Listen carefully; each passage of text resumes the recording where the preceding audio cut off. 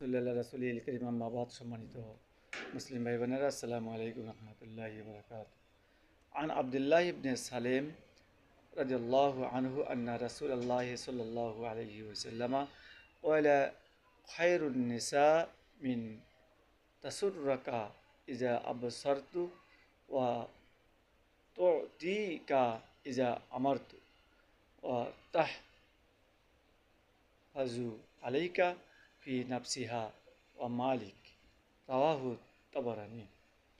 আবদুল্লাহ বিন সালেম রাদিয়াল্লাহু আনহু থেকে বর্ণিত, তিনি বলেন রাসূলুল্লাহ সাল্লাল্লাহু আলাইহি সাল্লাম বলেছেন, উত্তম স্ত্রী যে যার দিকে তাকালে তোমার আত্মতৃপ্তি হয়, যাকে তুমি কোনো নির্দেশ দিলে সেটা বাস্তবায়ন করে, তোমার অনুপস্থিতিতে তোমার সম্পদ এবং তার ইজ্জত রক্ষা করে। তাবারানি। আসল আসলে হাদিসটা খুব সুন্দর স্পষ্টভাবে এখানে বুঝিয়েছেন। সুতরাং আমরা হাদিসটি অবশ্যই আমল করব ইনশাআল্লাহ।